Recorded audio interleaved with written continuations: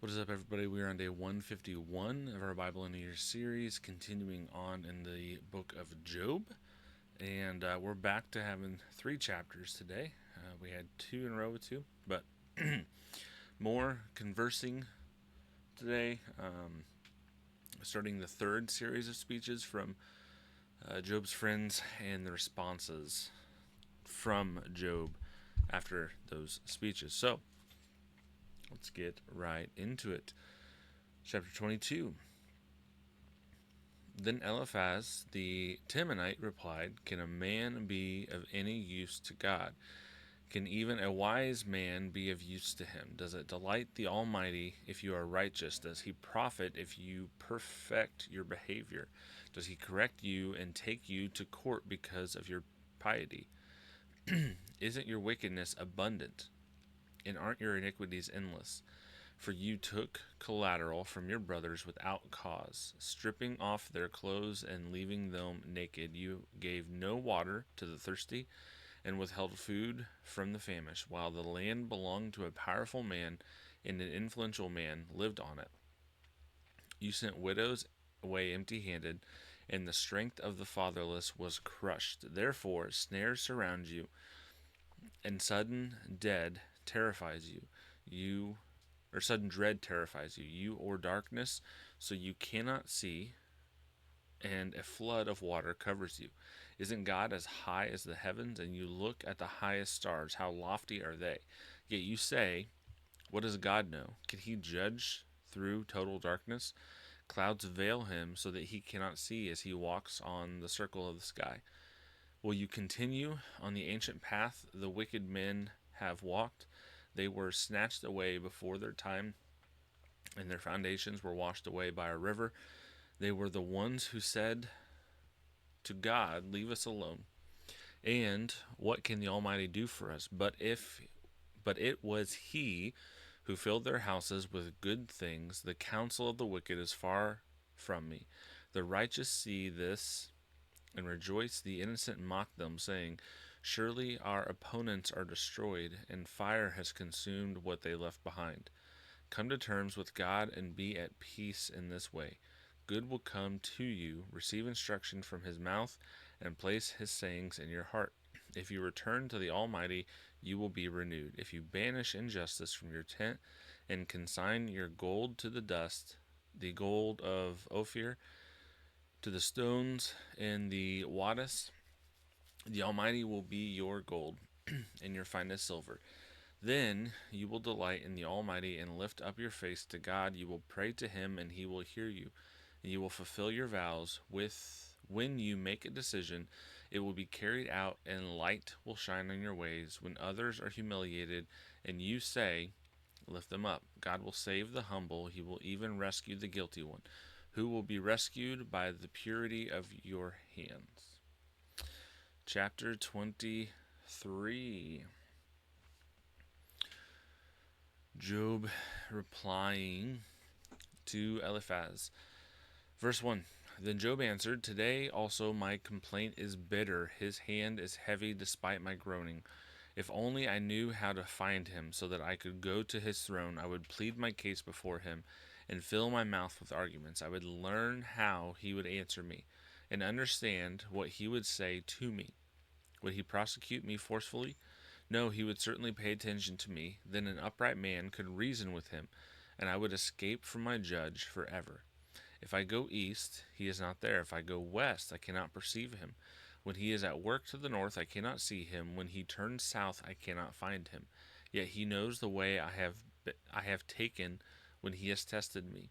I will emerge as pure gold. My feet have followed in his tracks. I have kept to his ways and not turned aside. I have not departed from the commands of his lips. I have treasured the words from his mouth more than my daily food. But he is unchangeable. Who can oppose him? He does what he desires. He will certainly accomplish what he has decreed for me, and he has many more things like these in mind. Therefore I am terrified in his presence. When I consider this, I am afraid of him. God has made my heart faint. The Almighty has terrified me, yet I am not destroyed by the darkness, by the thick darkness that covers my face. Chapter 24. Why does the Almighty not reserve times for judgment? Why do those who know him never see his days? The wicked displace boundary markers. They steal a flock and provide pasture for it. They drive away the donkeys owned by the fatherless and take the widow's ox as collateral. They push the needy off the road. The poor of the land are forced into hiding like wild donkeys in the wilderness. The poor go out to their task of foraging for food. The desert provides nourishment for their children. They gather their fodder in the field and glean the vineyards of the wicked. Without clothing, they spend the night naked, having no covering against the cold, drenched by mountain rains. They huddle against the rocks, shelterless. The fatherless infant is snatched from the breast. The nursing child of the poor is seized as collateral. Without clothing, they wander about naked. They carry sheaves but go hungry. They crush olives in their presses. They tread the winepress but go thirsty. From the city, men groan. The mortally wounded cry for help. Yet God pays no attention to this crime. The wicked are those who rebel against the light. They do not recognize its way or stay on its path. The murderer rises at dawn to kill the poor and needy, and by night he becomes a thief. The adulterer's eye watches for twilight, thinking no eye will see me, and he covers his face. In the dark they break into houses. By day they lock themselves in, never experiencing the light. For the morning is like darkness to them. Surely they are familiar with the terrors of darkness. They float on the surface of the water. Their section of land is cursed, so that they never go to their vineyards, as dry ground and heat snatch away the melted snow. So Sheol steals those who have sinned. The womb forgets them. Worms feed them. They are remembered no more.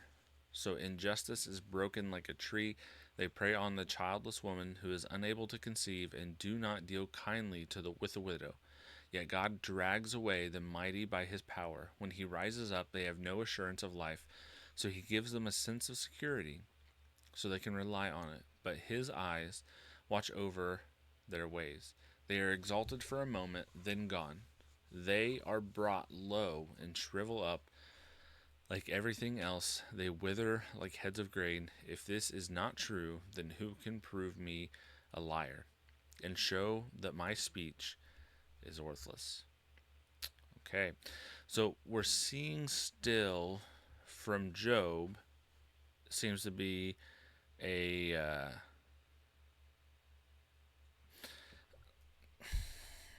similar path of thought, I guess, train of thought.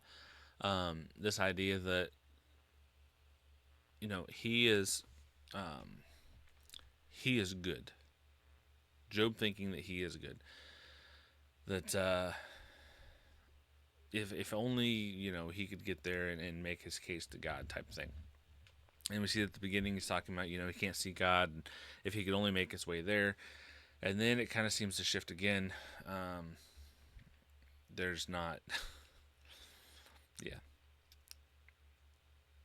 I think there's a lot of there are a lot of people who have a similar line of thinking, that if I could just get to God and plead my case, if I could explain myself to God, then it would be good. But I think that shows, first of all, a lack of understanding. God already knows. There's not something that you're going to say that is going to make him see something in a different light to change his mind, right? He already knows your heart. He already knows your thoughts. Whatever happened to you, he knows the heart and the thoughts of the people that did it. He sees stuff in the background that you are not even aware of. And I'd say he probably knows your own heart and your own thoughts better than you do. So that's one thing I think people commonly do. Another is they have a poor understanding of both what of how do I say it? A poor understanding of how good they are, and a poor understanding of how good God is. They overinflate themselves and they undervalue God, whether intentional or not. I think most cases it's not intentional, but there's a lot of that happens. You think that you are way better than you are, and you think that God is not nearly as good as He actually is. And so it's a lot closer, this distance between us and God, than what it actually is, and a lot of people said. Okay, let's get to our questions. Question 1. Eliphaz's accusations in chapter 22 misrepresent Job's character. How does his error challenge us to consider the harm of presuming guilt and others' suffering and the importance of compassion over judgment? I've said this already as we've been in Job. This is a common thing in Job. So I'll say it again today, and this won't be the last time I'm sure that I say it. But there's this idea being pushed by Job's friends that the negative that's happening to him is a result of sin, direct result of sin. And this is not the case. It's not always necessarily the case.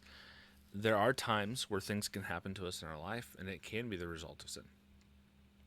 There are also times where things can happen to us in our lives, and it has no direct connection to sin, at least not our own. It could be directly related to somebody else's, or it could just be related to the fact that we live in a fallen world, and that is the consequence of sin. So there is that, but this idea that they're getting at here is that everything that's happening to Job is directly linked to Job's sin personally, and that's a bad view to have. That's not biblical, and it actually hurts people a lot. It can hurt people a lot. Question 2. Job's yearning in chapter 23 to find God and plead his case. How might this longing prompt us to reflect on the human desire for communion with God, even when his presence feels hidden in times of trial? I don't know that this was really that much of a longing for a communion with God. I really feel like this is Job thinking that he can have a conversation with God. He can plead his case and show God how good he actually is and how he doesn't deserve this. And I think we'll kind of see when here in the next couple of days, as we wrap up Job, or we start getting towards that point, when God actually talks to Job, responds to Job, we see kind of a different view being pushed there. But no, I do. I mean, I think there is a human desire to be in communion with God, whether you realize it or not. I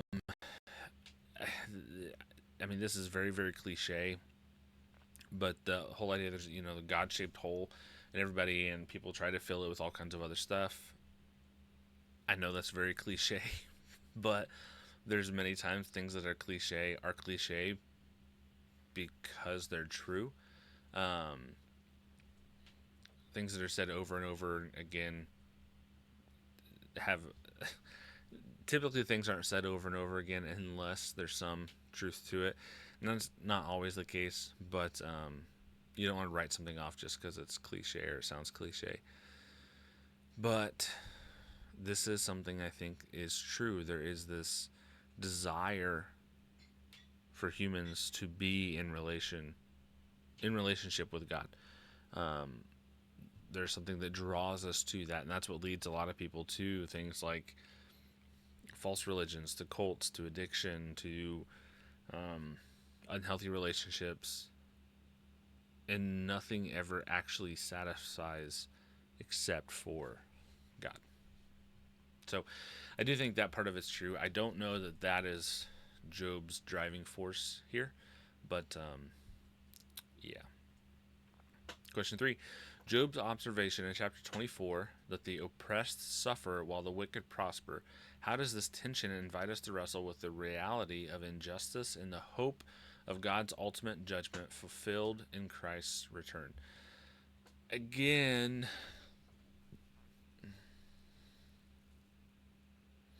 I kind of don't like how this question is formed.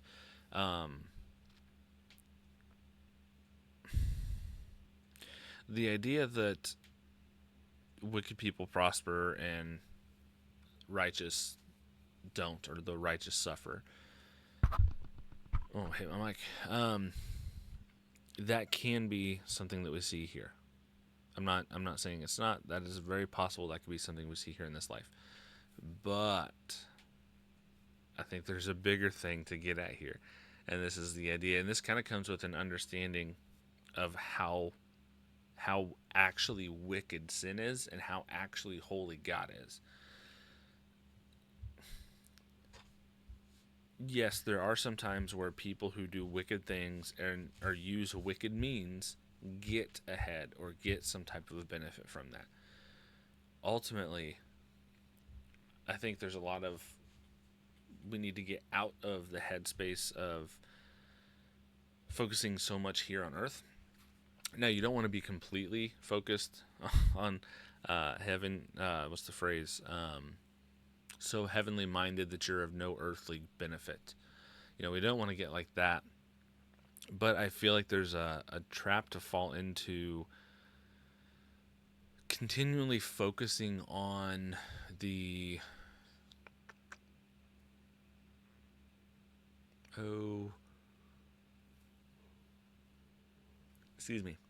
the things here in this life, right? Material things, and that could even be something like food, clothing, having a home, a car, stuff like that. Ultimately, nobody that goes to heaven, goes to be with God, gets what they deserve, because every one of us deserves hell. Everybody. God has decided to make that something that you can avoid if you put your faith in Christ and trust in Him, believe in Him as your Savior. But this is not something that necessarily